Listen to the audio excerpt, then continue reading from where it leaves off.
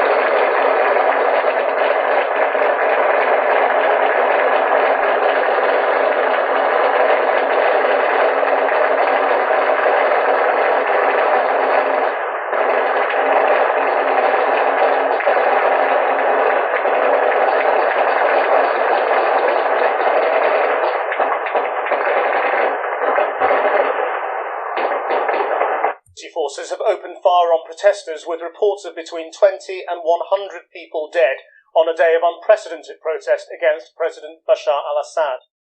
The violence followed a week of unrest and calls by opposition activists for countrywide protests after Friday prayers today. The shootings are said to have taken place in al-Salamein. There were other demonstrations in the capital, Damascus, and in the towns of Hama and Atal.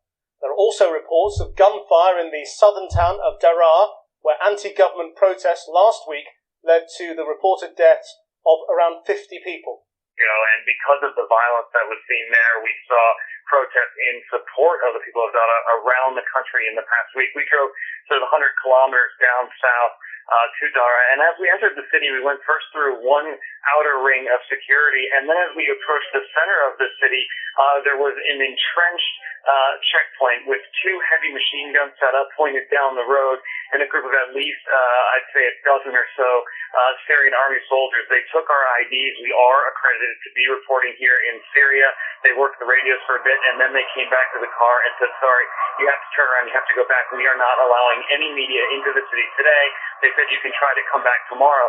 We pushed the issue with them, and they said we're not even letting Syrian state television into the city today. But yes, those are a lot of people who want to see probably Bashar and the regime go after 40 years. It's only natural.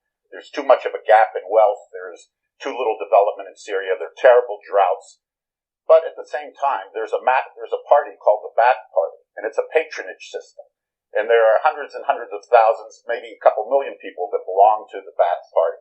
There are lots of prominent business people. There are a lot of prominent people in the military, etc., who benefit from this regime. This regime is not going to go down easily.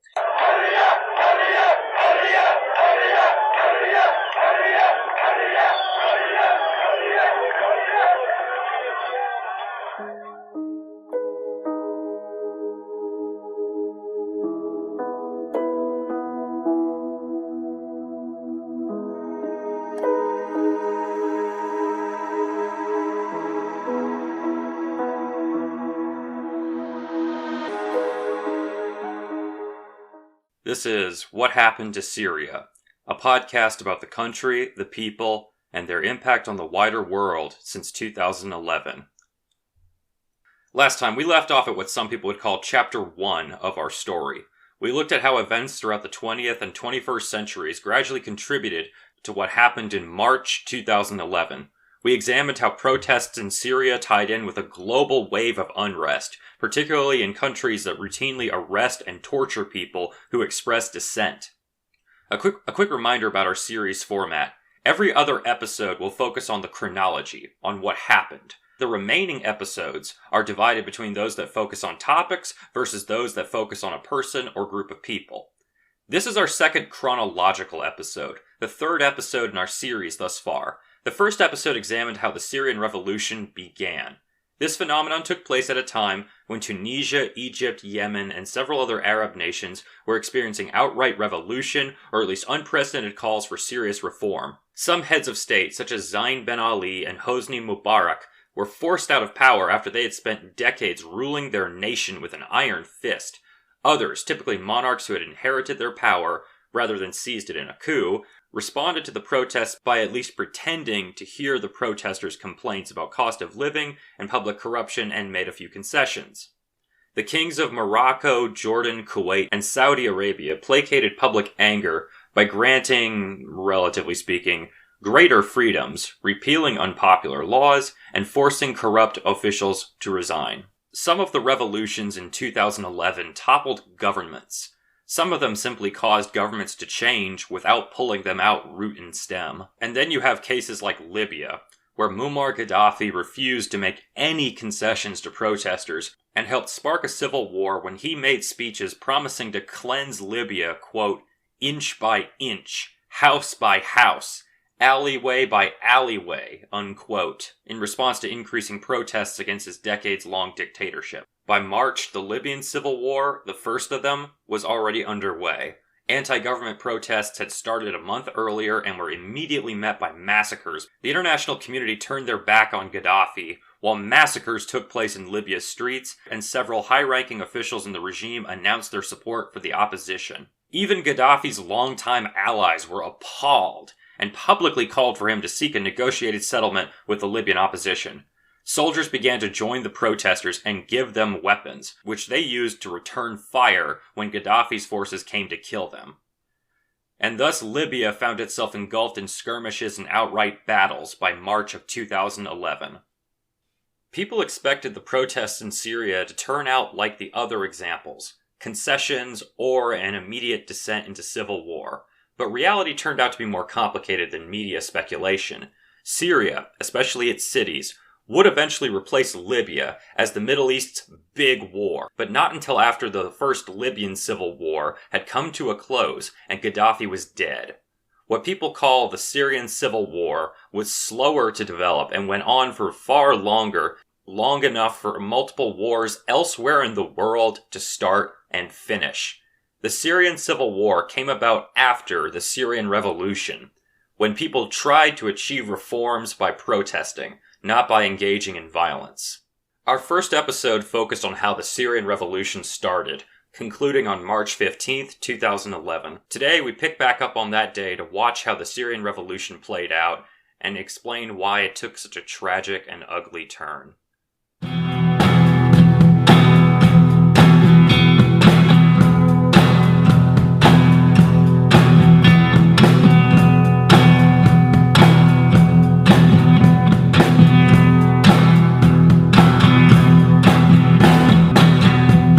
One thing we're going to need to keep in mind going forward is that not all Syrians think the same way. Different Syrians have different political outlooks. There are some people in Syria who look at March 15th, 2011, they look back on it with amazement. It was the first day where major protests were found all over the country. They weren't quite as big as they would get later, but this was still a big first step. But for some Syrians, this was a terrifying time for them. For Syrians who saw the regime as a good thing, for Syrians who saw Bashar al-Assad as a good leader who had done good things for Syria, they looked at this with fear. And in large part, this was exacerbated by how the regime characterized what was going on. The regime is going to characterize any and all forms of opposition as violent or extremist. So very early on, people who were uninterested in violence, people who just wanted to protest for reforms, they went out of their way to demonstrate the fact that their intentions were peaceful. And a whole bunch of them still got killed. On March 15th, 2011, there are large protests taking place in Damascus, Hasaka, Deir ez-Zor, Hama, and smaller ones in Aleppo. Okay, that's an important point right there. Aleppo. Aleppo in 2011 was not known for protests. This was very rare. There were people in Aleppo who opposed Bashar al-Assad, but because Aleppo was one of the richest cities in Syria, it was very pro-regime. The rich in Syria, almost all, at least claimed to support Bashar al-Assad. And in large part, it makes sense because as we discussed in the first episode, the regime controlled who could or couldn't get rich. This was not a free market economy. Every rich person in Syria, in some shape or form, owed their prosperity to the regime. And in turn, the regime demanded loyalty. This played a big role in helping them to control the middle and working classes. These protesters would gather and march in the streets. Sometimes they would literally fill up the streets. That's how many people there were. You'd have both lanes of traffic and both sidewalks just filled to the brim with people marching in one direction and chanting certain phrases in unison. They were chanting certain things like Allah, Syria, Huria, wa Bas. That means God, Syria, freedom, and nothing else. If you ever go on YouTube and watch videos of the protests in Syria in March of 2011, there's a certain chant you often see people using. It's just one word and they say it over and over again. In English, it means peaceful. Selmiye. So at various points, you've got thousands of people marching in the street chanting this word over and over. Why would they do that? Why are they chanting the word peaceful over and over and over again? These people, the protesters, they knew beyond a shadow of a doubt that the regime would call them violent extremists. They knew that their opponents were going to smear them as being terrorists. So remember what I said about how they went out of their way to emphasize the fact that their intentions are peaceful? They are trying to remain peaceful. Yeah, that's why they're marching down the streets chanting, peaceful, peaceful, peaceful. They're literally video of these hundreds or sometimes thousands of people marching down roads or gathering in public squares chanting Allah, Syria, Huria, wa Bas, and Samaye, Samaye, Samaye. God, Syria, freedom, and nothing else. Peaceful, peaceful, peaceful, peaceful. Generally speaking, people who ascribe to the worldview of Osama bin Laden, for example, they don't tend to put a lot of emphasis on peace or freedom. Now, for the last 10 years at this point, supporters of the Assad regime have made all kinds of outlandish claims and accusations against the protesters, especially those in March of 2011. They often describe these protesters as being either CIA or Mossad or Zionist or Wahhabi, some kind of something conspirators and terrorists. And actually the phrase that you often hear a lot of people, especially use on social media, quote, regime change agents, unquote. These people in 2011, these protesters in Syria in March 2011, they weren't calling for the regime to fall. Not most of them. A small minority, perhaps, for kind of understandable reasons. But most of them weren't that ambitious. I'm sure a certain number of them probably wouldn't have been sad to see Assad resign, for example. But that's not what they were working towards. They weren't going out into the streets and risking being beaten up or shot for Assad to fall. Not yet. Not in March of 2011. Protesters at this point wanted 4 things. The release of political prisoners, the end of Syria's 48-year-long emergency law, as it was called. This is a 48-year state of emergency that basically gave the military unlimited power, which ties in with a third thing they wanted, which is just greater freedom in general. Like, hey, Bashar, you said you were going to bring us democracy and reforms and stuff. We've been waiting 11 years since you came to power. You haven't changed much, bro. And the last thing they wanted was accountability for corrupt and abusive government officials. People like Atef Najib, the jackass, whose misconduct helped spark the unrest in Dara. These protesters, even when they gathered in large numbers, were still taking a huge risk. They could have easily been beaten up by police officers who would routinely beat up and otherwise abuse people. They could have easily been shot up to pieces by the soldiers who were deployed to pacify neighborhoods. They could have easily been abducted by intelligence agents, who would then take them to prisons like Saidania and either torture them into confessing information or just torture them to death. But the greatest danger the protesters faced was from literal street thugs who were paid by the government to act as enforcers. Okay, that's a slight oversimplification. These people I'm talking about, they're thugs, they're criminals. You could basically think of them as hitmen, and they worked for crime bosses who did business with officials in the regime. Now, to somebody who's not from Syria, this probably sounds completely insane. That was what I thought when I first heard of this.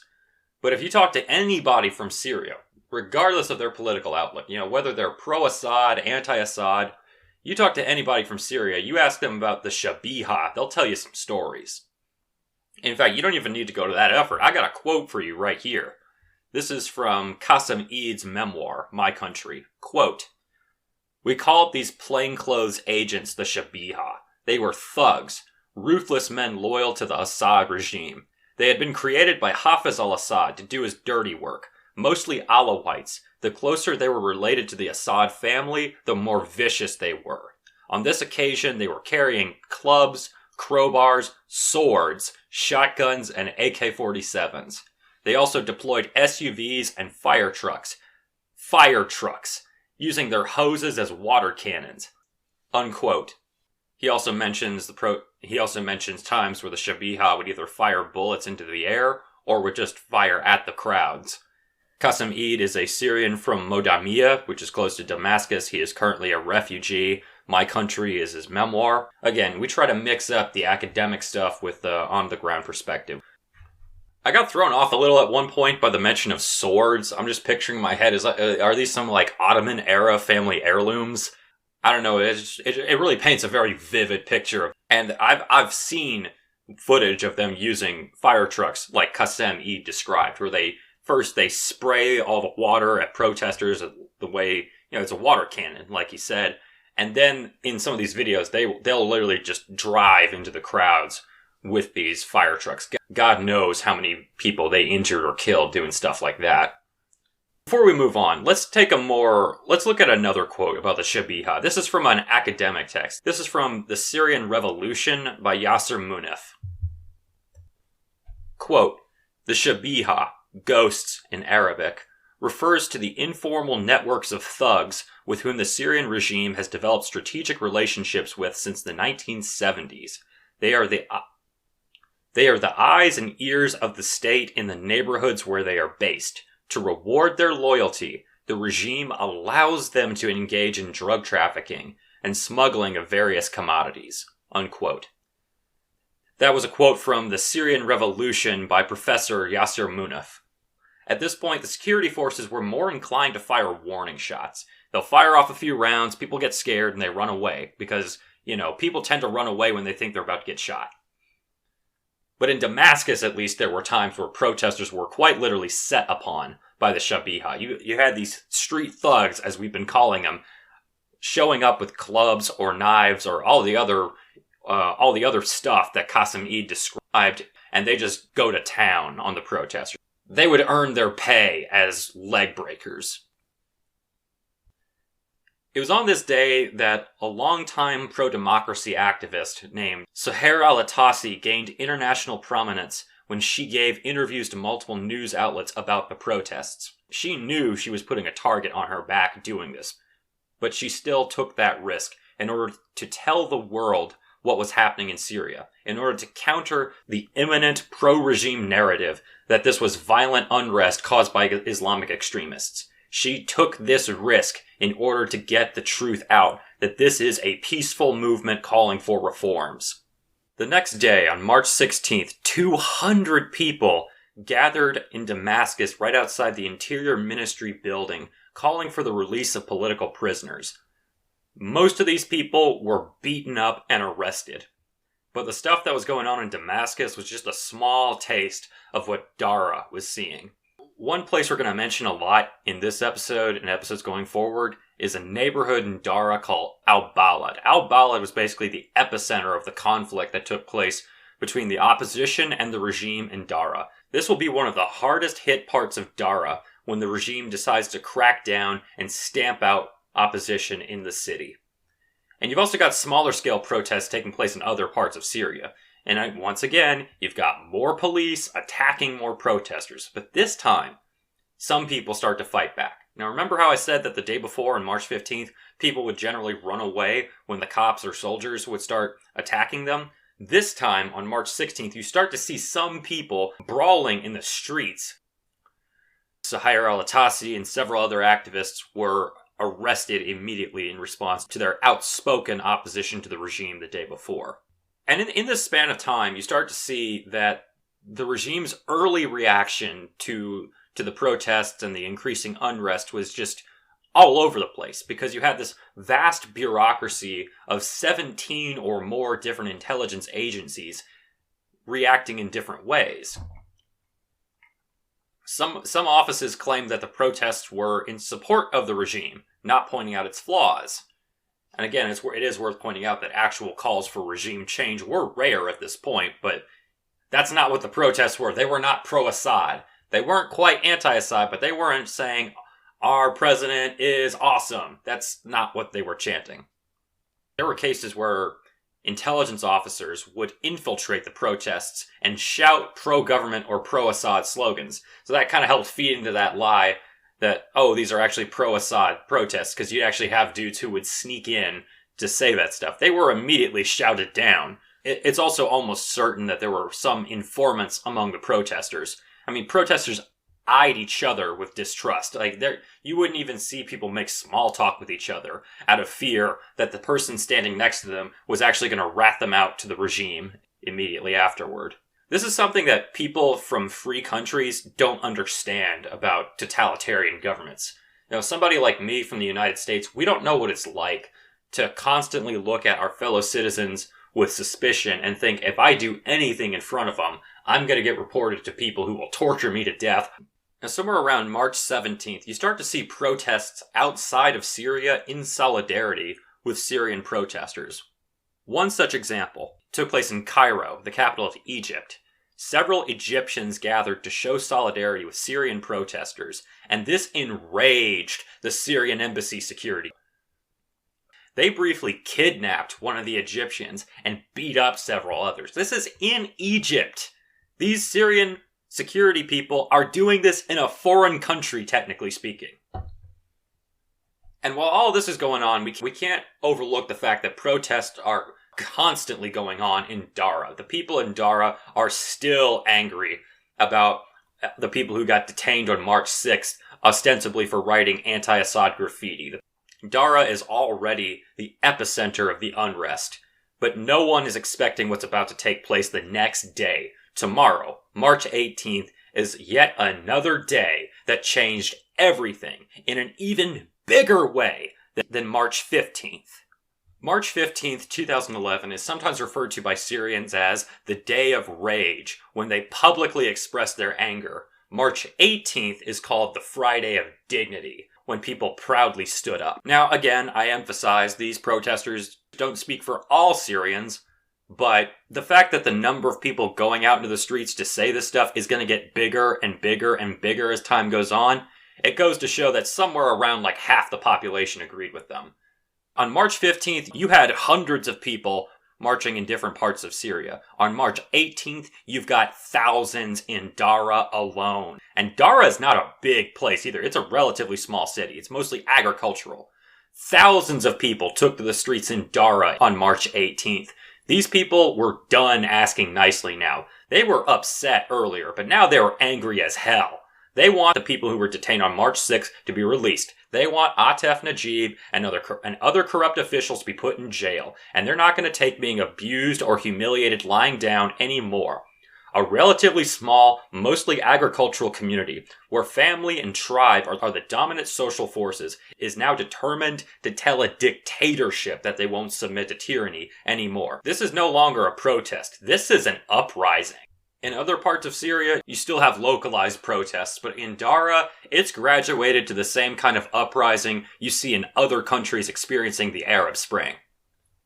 I want to turn to a passage from Wendy Pearlman's book, We Crossed a Bridge and It Trembled, to illustrate the point I'm trying to make. This is Ahmed, an activist from Dagher, quoted by Wendy Pearlman.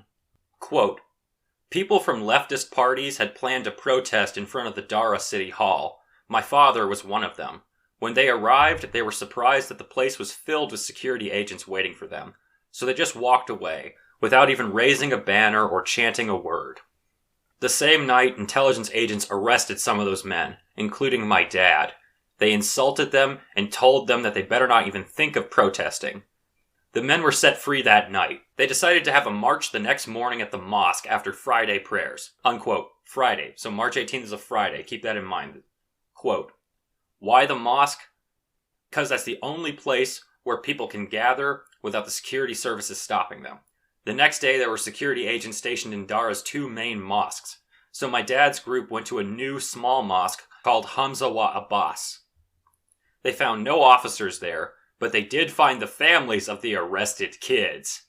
They had a secret signal to get the protest going. After the imam finished his sermon, someone would shout, "God is great. Allahu Akbar."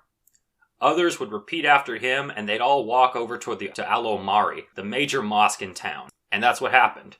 The kids' families joined the protest because they were already angry. They reached al-Omari, and the people who were praying there joined the protest too. We expected that people would sympathize with us, but we were surprised that it took only minutes for everyone to know what was happening when they saw us marching. People joined and started chanting. They came from everywhere. From houses, from streets, from other mosques, and at that moment we were no longer in control of the situation. It became a public matter. We hadn't been protesting long when we saw helicopters bringing security agents to the municipal stadium. Buses of soldiers were already there. The demonstration gathered at the edge of the valley, which separated us from the part of town where the government institutions are located. The security forces gathered on the other side too. People came. The mayor and officer who arrested the kids came too. They threatened to arrest and kill people if they didn't back down. That made people even angrier. They continued demonstrating and then started to throw stones. The security forces opened fire. 2 people were killed. A third was injured and later died from his wounds. People in Dara might have gone home that night or tried to find another solution if the regime hadn't shot and killed people. The next day, people went to the funeral for martyrs and started chanting against the regime. Demonstrations continued and security forces killed more people. At that point, we realized the protest couldn't be turned back. The situation had changed from a political idea to a popular movement. Unquote. That was Ahmed, an activist from Dara, quoted by Professor Wendy Pearlman in her book, We Crossed a Bridge and It Trembled. Now, do you remember when I mentioned a few minutes ago that I've seen videos of fire trucks being used to attack protesters? I've seen video of protesters in Dara on March 18th, 2011, approaching this bridge. I'm pretty sure that's what Ahmed was referring to, the edge of the valley. So in the video, you see this huge gathering of people, thousands of people, marching toward this bridge. And then and then you see these fire trucks crossing that bridge. And then behind the fire trucks, you've got what looks like a smaller army of people. It's not quite thousands. There's like hundreds of people who have gathered in opposition. Those are very likely security forces and just pro-regime civilians mixed up together. They're standing behind the fire trucks, and that's when the fire trucks start to spray the protesters with water and then try to run them down. Now, some people will probably listen to what I just said about how these people gathered at a mosque, and then they walked to another mosque, and then more people came out of the mosque, and then they're all protesting. And when you hear all those mentioning of mosques and praying, some people might get the impression that, oh my God, these were all Muslim fundamentalists or even fanatics or extremists or what have you. But that's really not the case. I want to turn now to another book. This is a book called Assad or We Burn the Country by Sam Dagher. Again, I don't know if I pronounced his last name right, but, that's the person who wrote that. So, according to Mr. Sam Dagher, quote, many of the organizers were not particularly pious Muslims. They chose the mosque to kick off their protest for more practical reasons. Protests were forbidden in Syria, but mosques were one of the few places where large crowds could gather in public without immediately drawing the Mukhabarat's attention. Still, the dreaded security agencies kept a diligent and watchful eye on most mosques and vetted sermons delivered by clerics during the midday communal prayers on Fridays. Security forces were posted outside several mosques in Dara that Friday because the Mukhabarat had information of a possible protest. One of the exceptions was the Hamza wa Abbas Mosque in the city's southernmost neighborhood, a poor and neglected area just a few miles from the Jordanian border, unquote.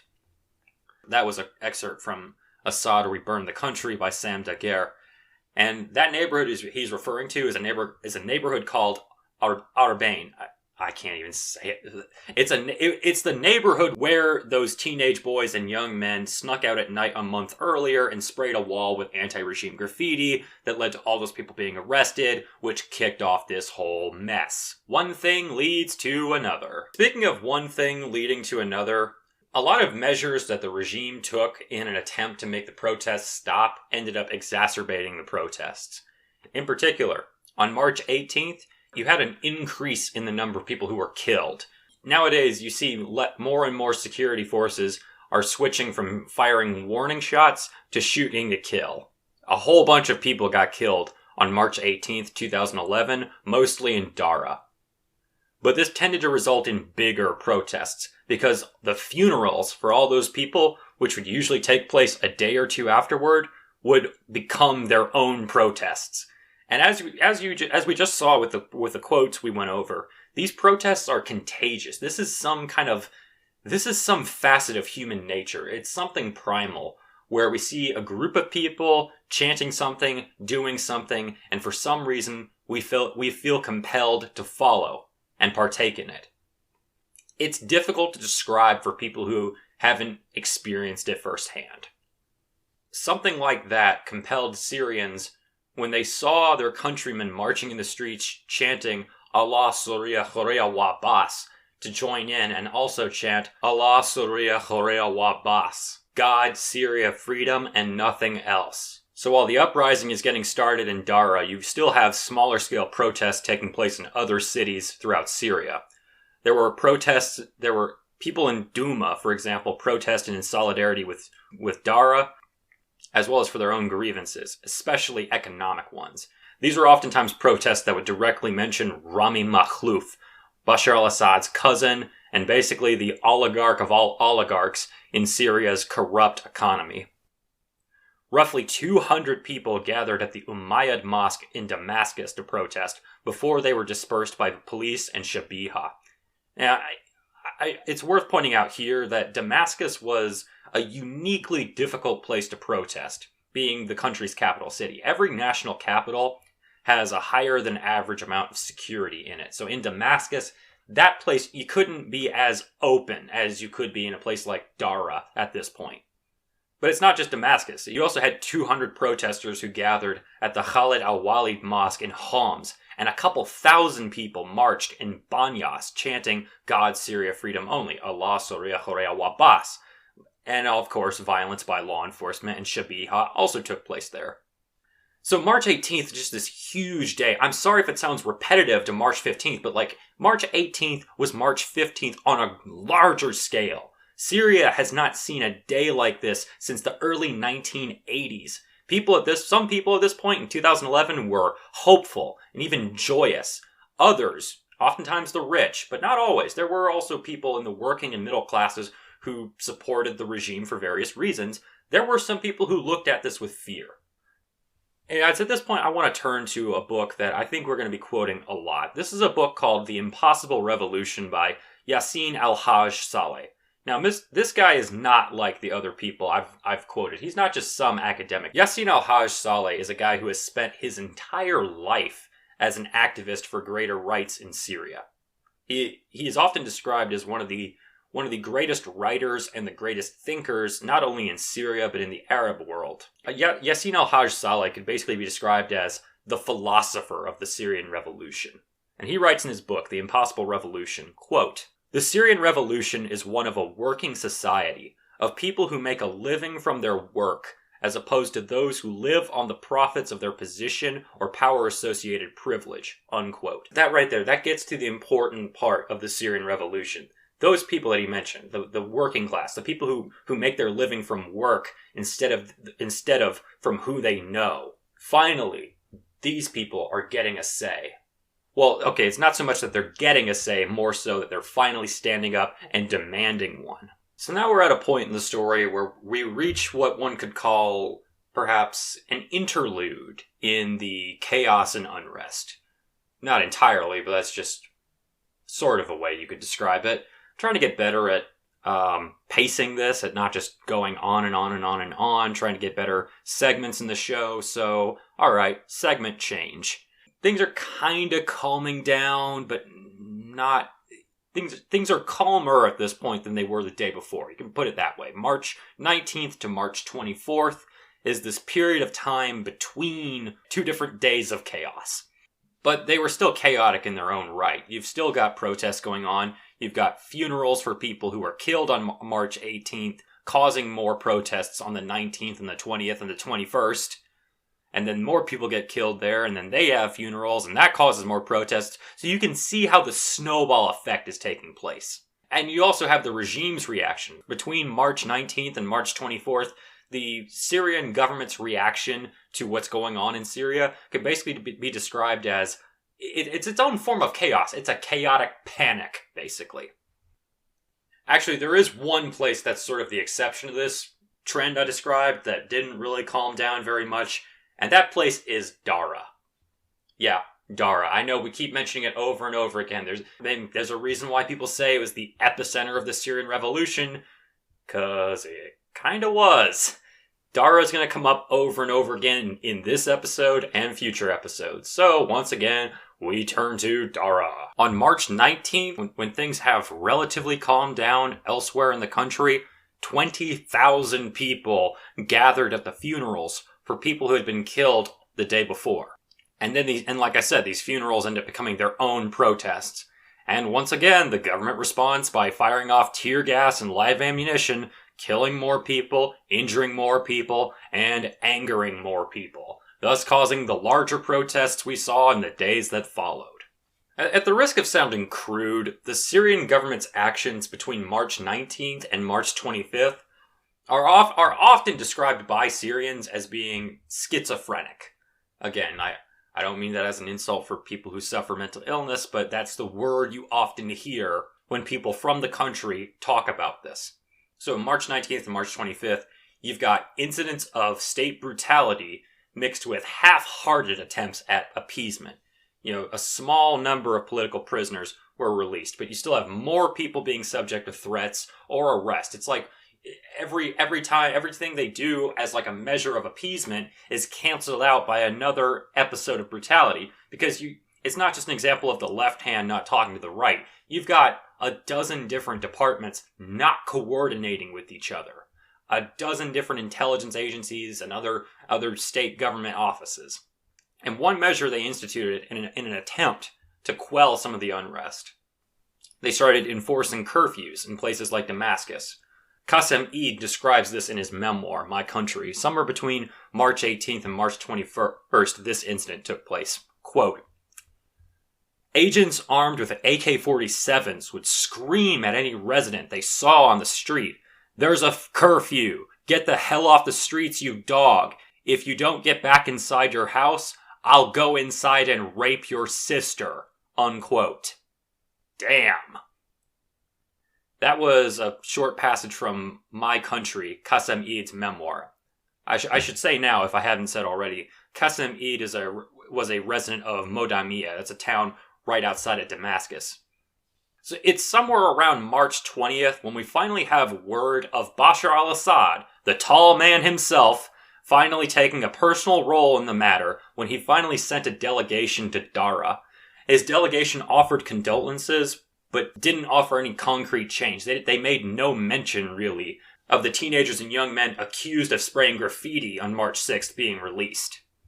And in this span of time, you start to see protesters gather in and around the Omari Mosque again. Now, okay, I know I already mentioned the Omari Mosque on the 18th. That was its own thing. Now, on March 20th, when people are gathering at the Omari Mosque, this is going to be the start of one of the first major standoffs.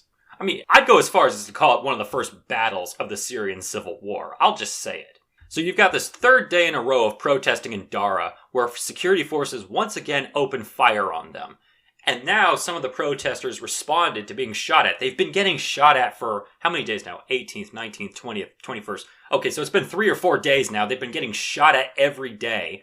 Some of these people finally respond by rioting. They ransacked and burned a local Ba'ath Party headquarters, a courthouse, and a branch of Rami Makhlouf's cell phone company. They were all attacked and set on fire. And sadly, 7 police officers were reported to have been killed during the rioting. And one thing they would do If you look at pictures from the time, you'll see a lot of smoke in the background. They would take tires and set the tires on fire, and this thick black smoke made it more difficult for the cops and the soldiers and the Shabiha to shoot them all. At this point, the highest levels of the regime are starting to realize that the situation in Dara is getting completely out of control. Let's turn to another quote from Sam Dagher's book, Assad or We Burn the Country. I love this quote. It really shows just how scared the highest echelons were at this point. Quote, on March 20th, Bashar al-Assad called Munif Tlas. Unquote. Real quick. Okay, so Munif Tlas is one of the top guys in the regime. He was at the time a brigadier general in the Syrian Republican Guard. He was also a childhood friend of Bashar al-Assad's, by the way. There's this... I know this episode's already getting kind of long, but some other time I want to go deep into detail about how these two guys met. They were basically, their dads were friends, and their fathers put them together and instructed them to be friends and partners as they grew up through it. It's insane. We're gonna have an episode focused very soon on like Bashar al-Assad's early life and how he became a dictator, and that's gonna be one of the chapters in that story. But so at this point, Munif Tlas is a brigadier general in the Republican Guard. He's one of Bashar al-Assad's right-hand men, been a lifelong friend of his. So on March 20th, Bashar gets scared and he calls Munif for help. Going back to the quote.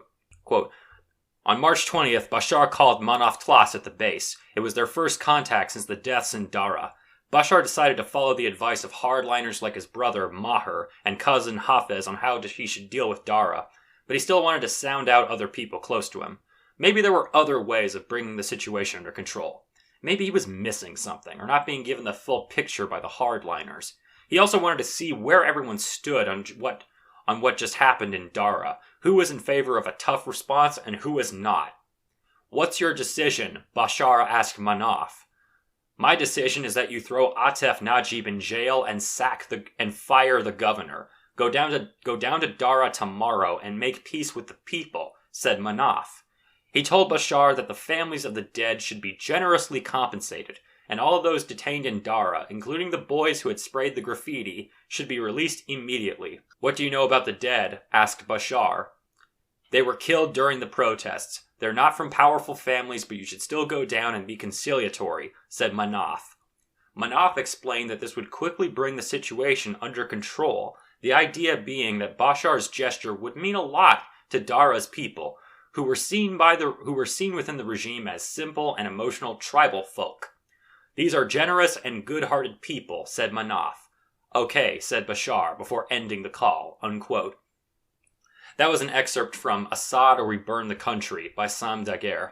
A lot of people, including a lot of Syrians, would say that there were steps Bashar al-Assad could have taken in this span of time to prevent the violence that took place afterwards. Now, Assad himself didn't go to Dara. Instead, he sent a delegation on March 20th. And they didn't achieve the results he had hoped for. Because really, it's kind of hard to establish goodwill with people while your soldiers are shooting them.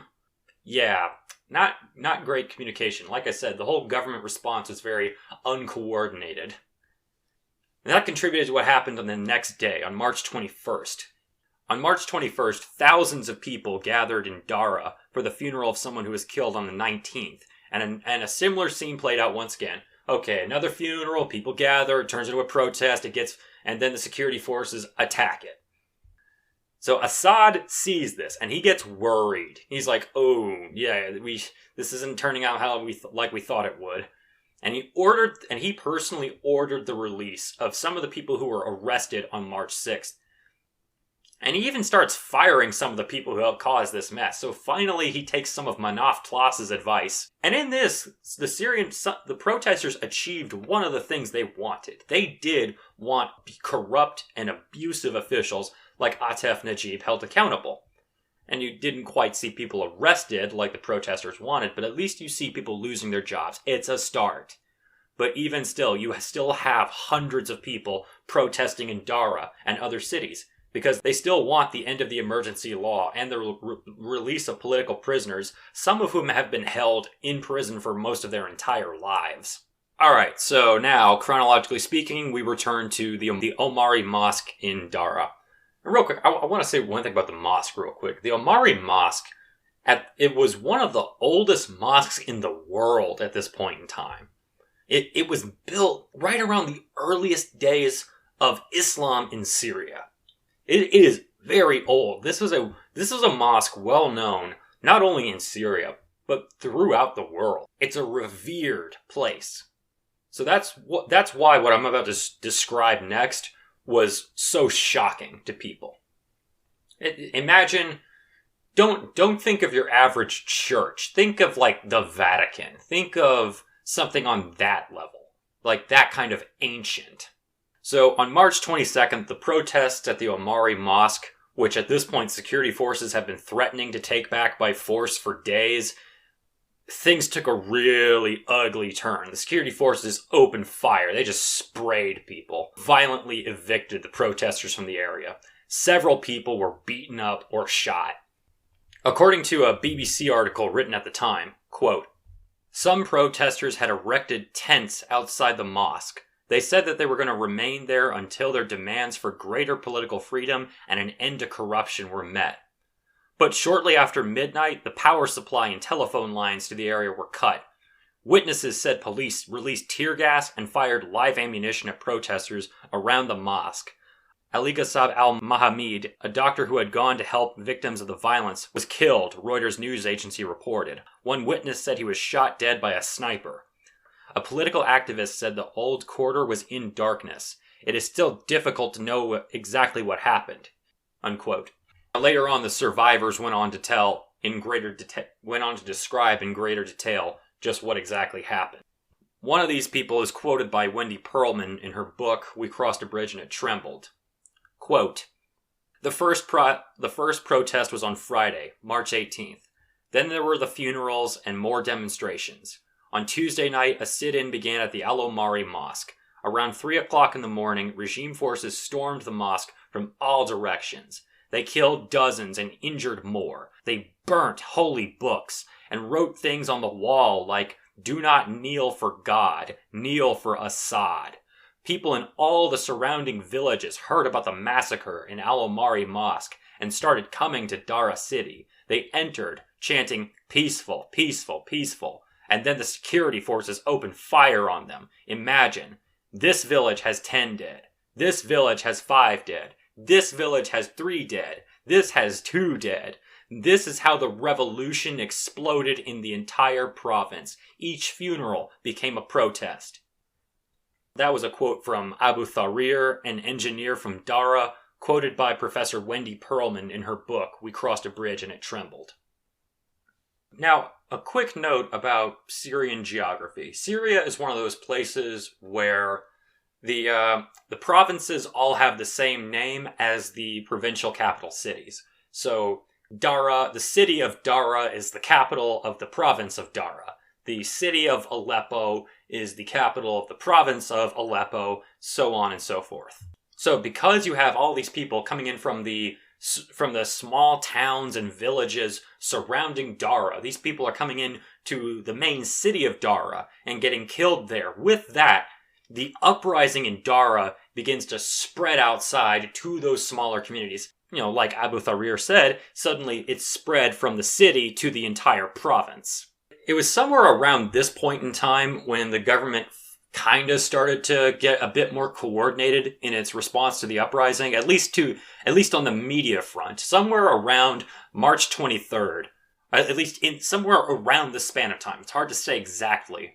This is when the regime started claiming that the protests were part of some foreign conspiracy. Usually these claims involved Israel. That Israel's basically Syria's geopolitical nemesis. So, you know, if Bashar al-Assad was going to blame any foreign country for meddling in Syria, of course he would blame Israel. Ironically, though, the Syrian government also tried to blame the unrest on Palestinians. Supporters of Bashar al-Assad will often try to paint him out as some kind of defender of the Palestinian people, but that's really not true. In Syria, as is the case in Jordan and Lebanon, Palestinians are treated as second-class citizens. Even people who were born in the country, spent their entire lives living in Syria, if their parents were Palestinian, they are not considered Syrian. Palestinian Syrians are not considered Syrian. They are considered second-class citizens. So, Palestinian Syrians, so people in Syria of Palestinian descent were not surprised at all when they saw regime state-controlled media trying to blame the unrest on, quote, Palestinian refugees, unquote. So while the Syrian government was trying desperately to find something other than itself to blame for the protests going on in Syria, the presence of security forces in Dara was being reinforced. Effectively, the city was being put under occupation. Cell phone and internet service in the city was cut off in an attempt to prevent protests from being organized. But even still, you still had people try to gather. You still had people try to chant, God, Syria, freedom only, and peaceful, peaceful, peaceful. You still saw people trying to do that. But the increased presence of police and soldiers just made it compared to earlier, it was untenable. But some brave souls still tried, and you did still have somewhere between a dozen to 30-something people killed in Dara and elsewhere in southern Syria on March 23rd. One really, really dark part of this story is how not even hospitals or ambulances were safe. Protesters, if they got shot, they didn't want to go to hospitals because they were scared that they would be reported to the authorities right there. There are stories of protesters who were shot or otherwise injured who got into ambulances and then were then killed in the ambulances when they arrived at the hospital because there were soldiers posted at the hospital waiting for people to show up with gunshot wounds. Does he have a gunshot wound? Okay, he's a protester. Kill him. Not even hospitals or ambulances were safe. If someone was injured, they had to go somewhere where a doctor was working, proverbially speaking, underground in order to save people's lives. Because the government controlled the hospitals. The government paid the paramedics. So if you get injured by the government, your options are very limited. People from a place like the United States might have a hard time understanding why soldiers and police officers would be so willing to engage in such brutality against their fellow citizens. And because of that, I want to turn to one more quote. This is a quote from a different book. This is a quote from Brothers of the Gun, a memoir written by Marwan Hisham. He is originally from Raqqa. He was one of the protesters. And of all the different memoirs I've read in researching for this podcast, I found a passage that I think really describes the soldiers very well. Quote, "The conscripts they sent to disperse our crowd were in the middle of their mandatory 2 years. From the soldiers my relatives told me about their own military service, I knew something about what that meant. In the Syrian Arab Army," unquote, yeah, that's really what it's called, Syrian Arab Army, ethnic nationalism, all that stuff, quote, "Only one allegiance mattered. You were your general's slave. Disobeying an order meant betraying your country. Otherwise, you were on your own against all other creatures with only yourself to count on. To live meant to prey and to devour. Sympathy was a weakness. No one cared if you survived. This trauma robbed soldiers of their emotions. They became bitter automatons, casting aside all mercy, glorying in their contempt for anyone outside themselves," unquote. That was an excerpt from Brothers of the Gun, a memoir written by Marwan Hisham. I mean, that's what protesters were going up against. Protesters were going up against people who were so brutalized. But even still, on March 24th, you still saw 20,000 people in Dara take to the streets and risk their lives to protest at the funerals of 9 people who had been killed the day before. And a similar scene played out once again. More arrests, more beatings, more gunshots, more attempts at window dressing reform, more releasing of certain political prisoners, while continuing to engage in violence against protesters and arrest more people. Once again, the same complicated, dare I say, schizophrenic scene played out once again. It's at this point where I'm starting to sound very repetitive that we get to the biggest of the big days in this episode.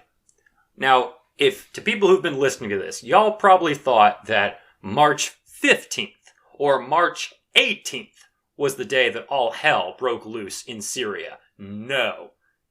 That day was March 25th. March 25th, 2011 is the day that all hell broke loose in Syria. The largest protests thus far, bigger than ones we'd seen in the past, much, much bigger. The largest protests thus far took place on what some people have gone on to call the Friday of Dignity. Somewhere around 100,000 people took to the streets in Dagher. Again, Dagher's not a very big city. Around 100,000 people took to the streets to protest.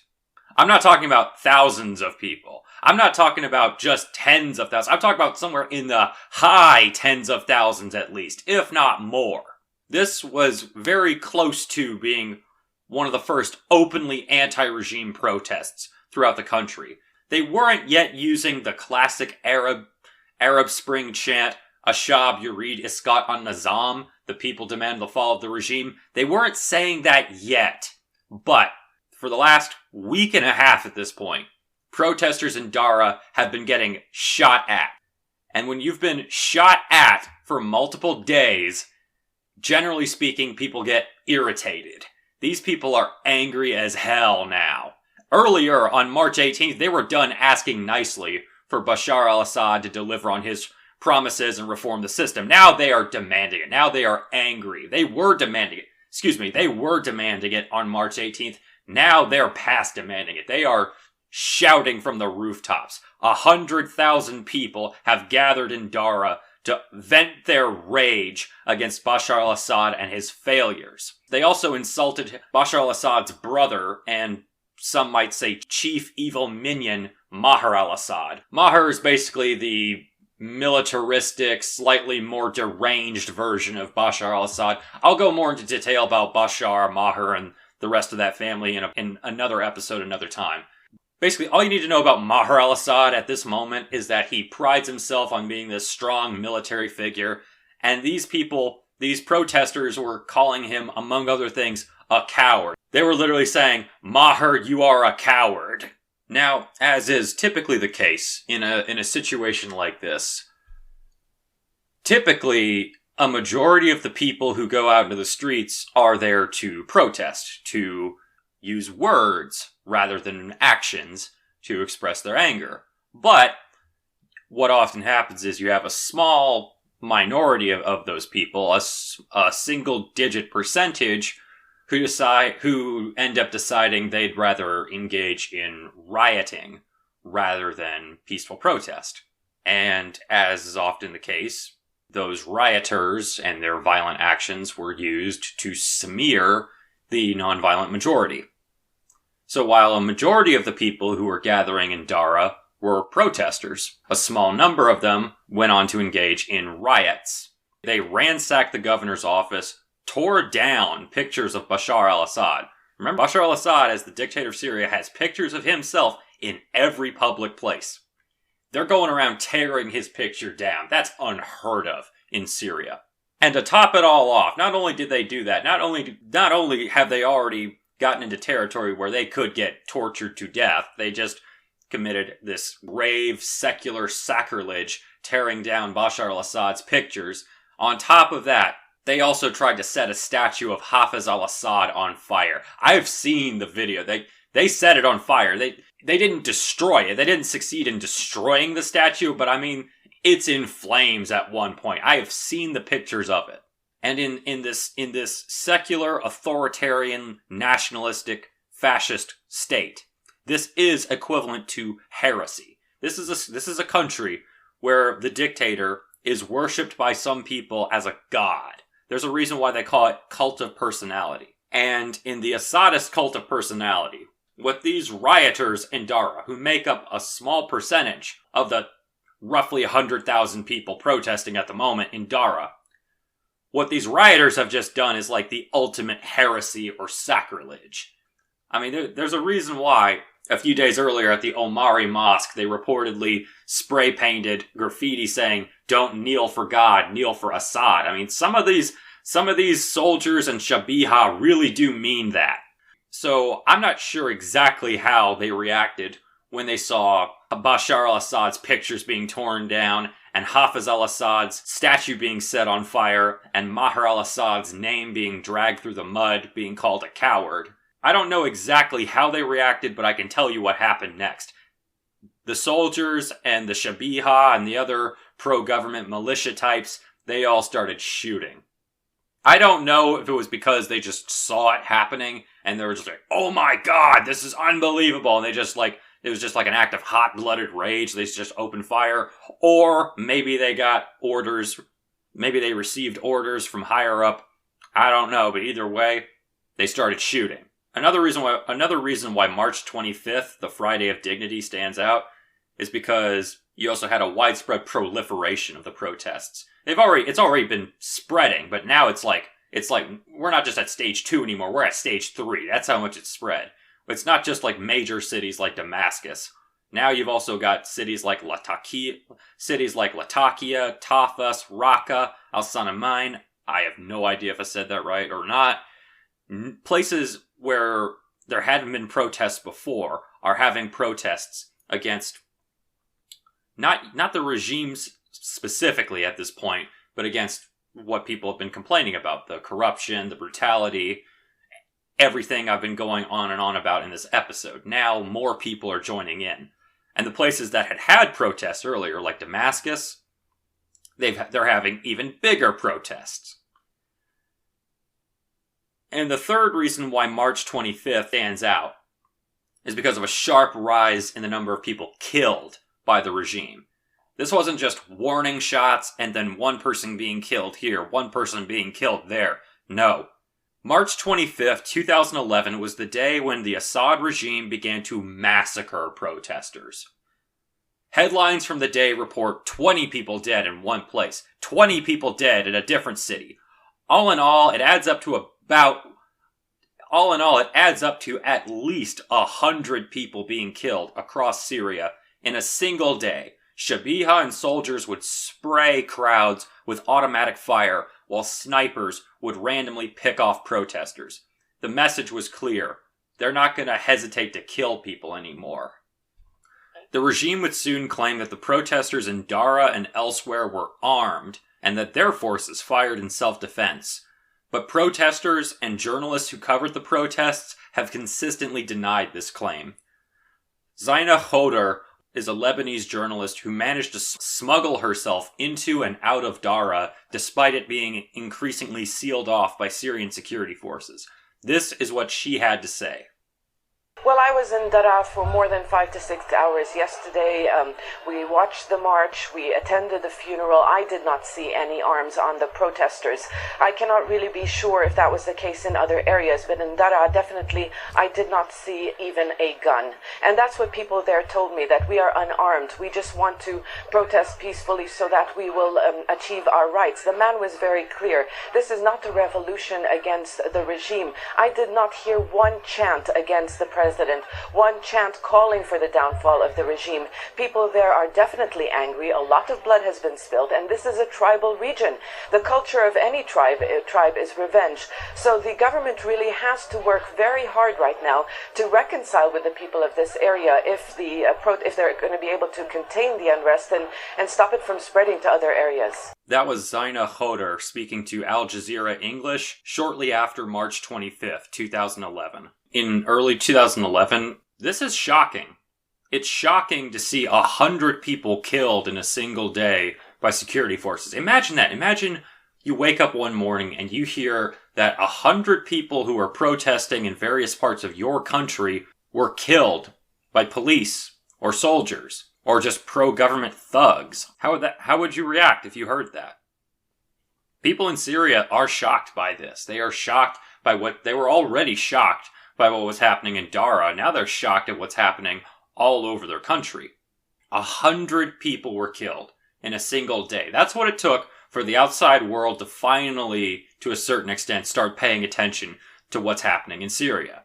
March 25th is the day when English language media finally spent time devoted to covering the protests instead of covering the Egyptian Revolution or some other hot topic of the day. And it's at this point when the Syrian opposition, as they will come to be called, starts to make its debut on the world stage. This opposition would be a wide-ranging collective of liberals who wanted a somewhat, dare I say, secular democracy. I kind of hesitate to say secular because that word often gets associated with authoritarianism. Assad loves to portray himself as secular, so liberals in the Middle East don't like it when you call them secular. I would call them liberal Democrats. You had those people, you had religious fundamentalists, and you had everything in between.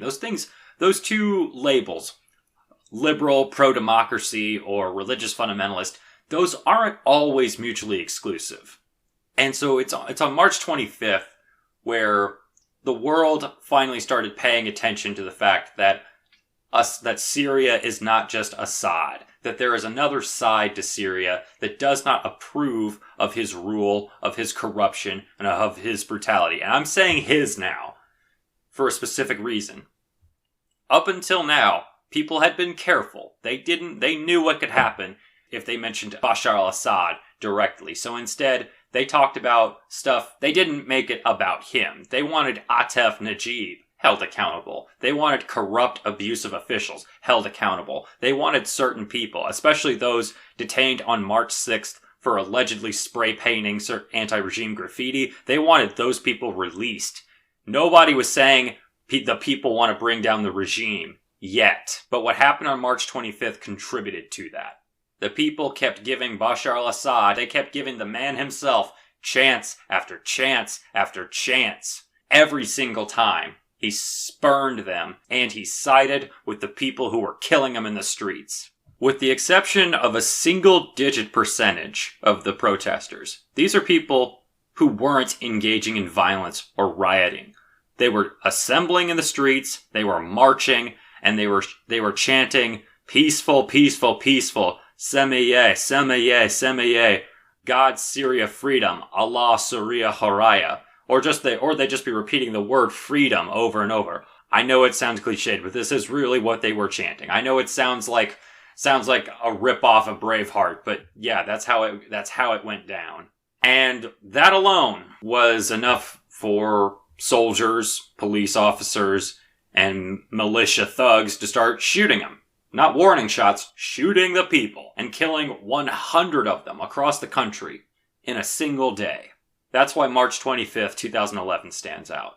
We're not yet at the stage where the Syrian opposition is unanimously calling for the overthrow of Bashar al-Assad, or at least calling upon him to resign. We're not there quite yet. We're not at the Ashab Yurid Iskat an-Nizam phase yet. But there's a new chant that protesters can be heard chanting after the events of March 25th, 2011. This new chant, when translated into English, goes like this: whoever kills their own people is a traitor. Protesters are getting pretty sick and tired of being killed in the streets. At this point, on March 25th, 2011, nearly 200 people across Syria are dead, and thousands more have been arrested, subject to beatings and torture. A storm is now raging in Syria. Actually, no, that's the wrong metaphor. A fire is spreading. It started in Dara. That's still the epicenter, but now it's spread to Damascus and other cities. Arrests, beatings, and killings in broad daylight are taking place all over the country. And every time a protester is punched, kicked, stabbed, bludgeoned, or shot, a little bit more fuel gets poured on the fire. And consequently, the fire keeps getting bigger. The funerals for protesters killed days earlier become their own protests, their own scenes of state violence. They become their own servings of fuel for the open flame. The fire is becoming a large, raging blaze as more and more people take to the streets to vent their outrage at the government's corruption, incompetence, and abuse. Protests are becoming larger, more frequent, and more widespread. Security forces and regime supporters are attacking protesters with similar frequency and increasingly resorting to outright murder. Arrests here, a massacre there, and the fire just keeps getting worse. More and more protesters in Syria can be heard chanting, "Whoever kills their own people is a traitor." Supporters of the government and supporters of the opposition are now starting to see each other as enemies, as traitors to their country. But even still, it was not too late to prevent what ended up happening later. Not yet. At this point, in late March 2011, before overthrowing the regime became a priority for the protesters, Bashar al-Assad still had a chance to make concessions. He still had a chance to de-escalate the situation. But that's not what happened. Instead, Assad chose to pour out the entire proverbial gas can out onto the open flame and turn it into a giant bonfire. That's the next chapter of this story. The next episode will show why calls for reform were replaced by calls to overthrow the government.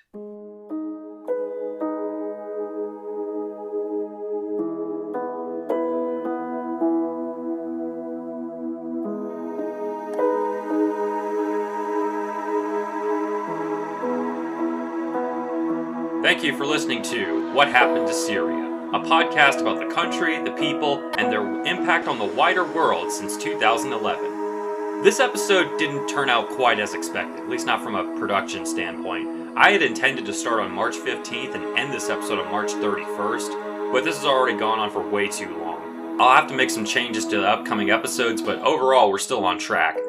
Just need to find a way to make the episodes shorter. Sorry about that, y'all. Shorter episodes will be a goal going forward.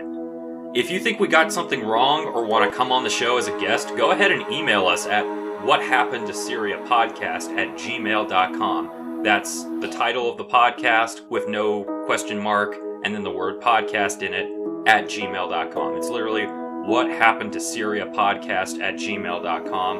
One word. Just want to be absolutely clear.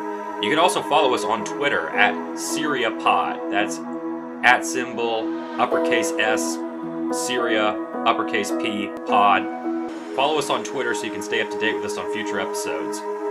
If you like what you heard and you want to support future episodes, please consider supporting us on Patreon. Go to patreon.com/whathappenedtosyria to support us for as little as $1 a month. You can access bonus episodes for just $3 a month, and also join our exclusive Discord server for $5 a month. You can also get fan-requested content and a shout-out in each episode when you join as a VIP patron for $20. Thank you to all of our listeners. I'm Sean Hastings, the creator and host of What Happened to Syria. We'll see you next week.